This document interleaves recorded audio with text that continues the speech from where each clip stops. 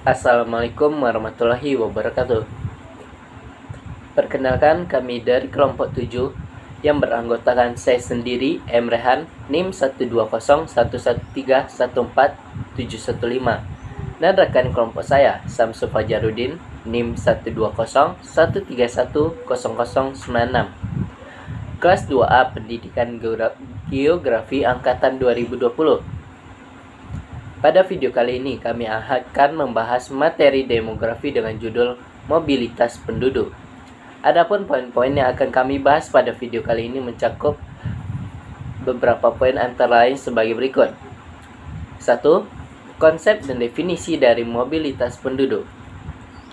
Mobilitas penduduk adalah semua gerakan penduduk yang melintasi batas wilayah tertentu dalam periode waktu tertentu. Batas wilayah pada umumnya dipergunakan batas administrasi, misalnya provinsi, kabupaten, kelurahan, atau pendukuhan. Mobilitas penduduk dapat dibagi dalam dua bentuk, yaitu mobilitas permanen maupun mobilitas non-permanen. Mobilitas permanen atau sering disebut migrasi adalah perpindahan penduduk dari satu wilayah ke wilayah lain dengan maksud untuk menetap di daerah tujuan. Sedangkan mobilitas non-permanen ialah gerakan penduduk dari satu tempat ke tempat yang lain dengan tidak ada niatannya untuk menetap di daerah tujuan. Mobilitas sekuler dapat dibagi menjadi bermacam-macam bentuk. Misalnya, mobilitas ulang-alik, periodik, musiman, dan jangka panjang. Mobilitas sirkuler dapat terjadi antara desa dengan desa, desa dengan kota, kota dengan desa, serta kota dengan kota. Masuk poin yang kedua mengenai teori yang ada di dalam mobilitas penduduk. Mobilitas penduduk horizontal atau geografis meliputi semua gerakan atau movement penduduk yang melintasi batas wilayah tertentu dalam periode waktu tertentu. Menurut mantra tahun 1984, batas wilayah umumnya dipergunakan batas administrasi, misalnya provinsi, kabupaten, kecamatan, kelurahan, atau pendukuhan. Bentuk-bentuk mobilitas penduduk dapat pula dibagi menjadi dua, yaitu mobilitas permanen atau migrasi dan mobilitas non-permanen atau mobilitas sirkuler.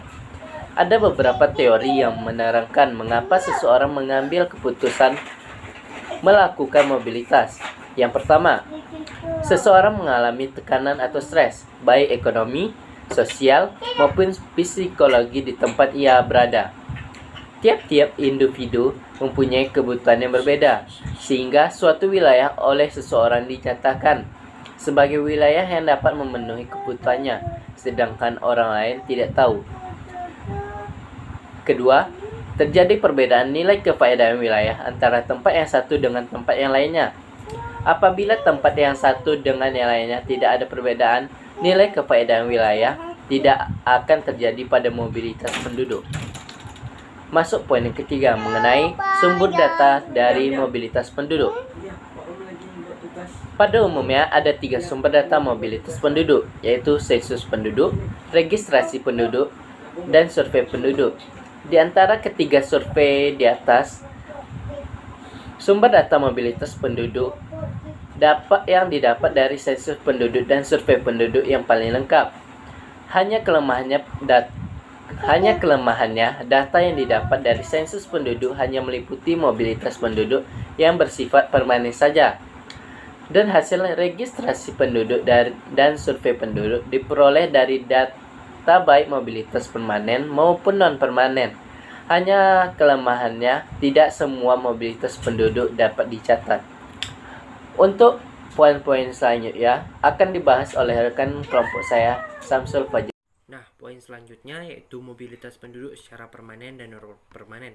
Mobilitas penduduk secara permanen itu ada dua, yaitu mobilitas penduduk secara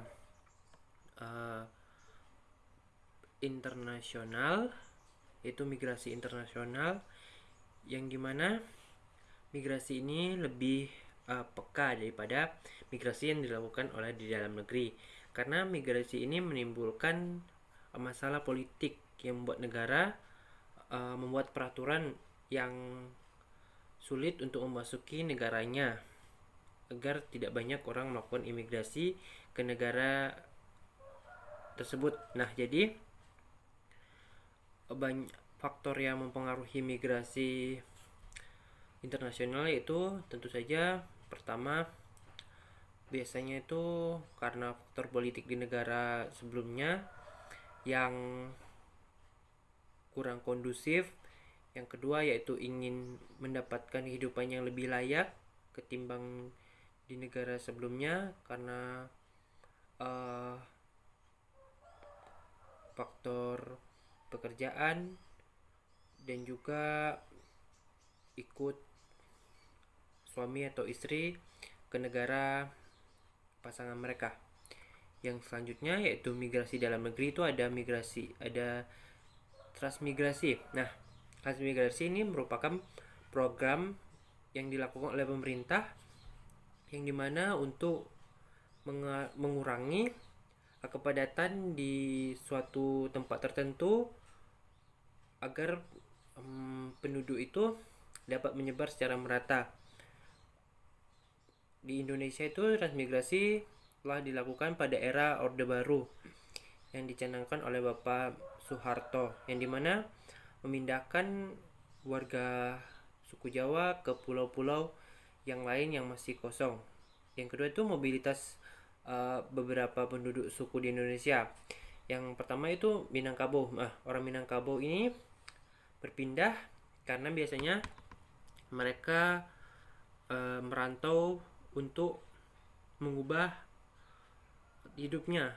Rata-rata orang Minang ini sering merantau. Dapat kita jumpai orang Minang di mana-mana. Seperti hingga mereka melakukan, bahkan mereka hingga ke luar negeri melakukan migrasi. Yang kedua yaitu suku Bugis. Nah, suku Bugis itu suku yang terkenal itu menjelajah dengan keberanian. Nah, dalam negeri hingga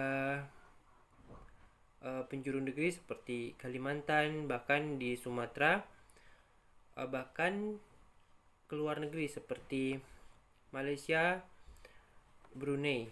Nah, untuk mobilitas penduduk non permanen ini atau sering disebut dengan sirkulasi penduduk non permanen lebih banyak terjadi daripada penduduk yang permanen, karena biasanya migrasi yang tidak permanen, karena banyak yang tidak permanen karena faktor pekerjaan, seperti orang luar Jakarta itu melakukan pekerjaannya itu di Jakarta, sehingga mereka harus melakukan mobilitas bolak-balik, itu lebih banyak daripada yang permanen. Yang selanjutnya yaitu faktor yang mempengaruhi mobilitas. Yang pertama yaitu faktor pendorong mobilitas. Faktor yang mempengaruhi dorongan dari daerah asalnya yaitu faktor ekonomi, pendidikan, transportasi. Nah, faktor penarik mobilitas ini tersedianya lapangan pekerjaan, kesempatan memperoleh pekerjaan yang lebih tinggi, kesempatannya lebih tinggi memperoleh pendidikan, keadaan lingkungan yang menyenangkan, kemajuan di tempat tujuan. Nah, dan juga mobilitas penduduk ini memberikan dampak kepada daerah yang dituju, seperti terjadi kepadatan penduduk di daerah tujuan, serta menimbulkan kemacetan, masalah sosial lainnya. Itulah sedikit pemaparan dari kami. Mohon maaf apabila ada kesalahan. Sekian, terima kasih. Wassalamualaikum warahmatullahi wabarakatuh.